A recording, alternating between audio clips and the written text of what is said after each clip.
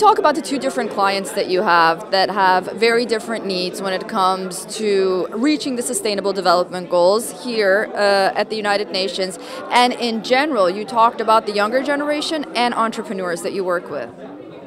Well, in terms of the older generation, which is the family offices, we're seeing that there's a shifting of the wealth going into the younger generation. And so the younger generation, what they're doing is that in order for our educational process for them to invest in the companies, they're asking more questions about what the companies do. Because from their own peer group, they're getting questions about sustainability, how they affect on the environment, equality, women in the workforce. And so all of these ideas are coming into fruition when they're looking at how to invest in companies. So there's two different objectives that they have. One is a financial objective to make sure they have the return, but more importantly, there's an ethical consideration of what is going on with those things. And so those two things, when I'm looking at it, are having the influence the older generation, because they want to make sure that the younger generation is interested and have passion in investing as they do. And so in terms of the educational process, they're also listening to those particular goals. The other group that I deal with is on my volunteer time. So every 2 weeks I go down to an incubator and I am talking to them about, they're developing programs in AI, in blockchain, in AR and VR. And they're getting their business plans ready, and they're asking me, how do I go out into the workforce and how do I get my focus done so I can get my product out? And more importantly, how do I get my financing? So what are the people who are financing me, what are they interested in? And I said, depending upon what divergent group you're looking at, one is the family offices, you're going to look at actually integrating in some of these social impact goals, some of the SDGs that United Nations are coming into. And the second thing is that they're looking at blockchain and AI.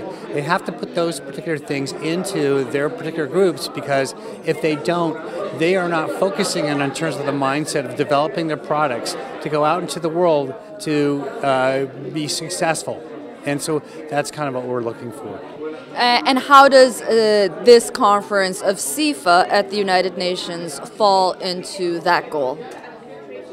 I think from my perspective, the CIfa conference has given me a different perspective on a lot of different things, on a political perspective, and actually to me it reinforced my understanding of what the 17 goals really were.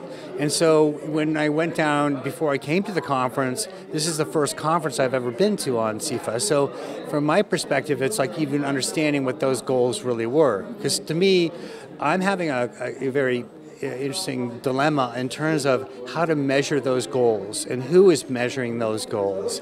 And so that also brings me perspective in terms of when I am talking to them or in my sphere of influence of making sure that those things are being addressed and then that they're being done. And the second thing is happening is that I have an influence in terms of some of these entrepreneurship programs that are going on Stanford and also that are being taught in other ways. They are right now redesigning what their goals were and what these programs are. And that's a result of what's happening in Silicon Valley on these failures. Theranos failure, what's happening at Google, what's happening at Facebook, in terms of the ethical considerations of what's going on. And so for every 10 classes that are being taught on entrepreneurship, there's one social impact, social ethics class in the universities. And what they're doing now is that in terms of going to these entrepreneurs, is that they're starting to integrate in at that base level so that the entrepreneurs are thinking about it. The other thing I'm seeing is what's happening with women in investing. And I'm proud to say that what's happening is that a lot of the women in Silicon Valley who are successful, who are venture capitalists, are forming their own venture capitalist firms. And so as a result, they're getting more funding. And as the integration of the venture capitalists with more women in it, you're getting a diversity of what they should be looking at. The issue has been, as they put it, and not me, is that, well, there's no track record for the woman. And that's because they have never gotten any funding. It's not that their ideas are any different or anything else. They are better in terms of coming up with the ideas. And the key to me is that the challenge for them is to also bring together the team for what they have in order to get the financing and the funding so that they can be successful.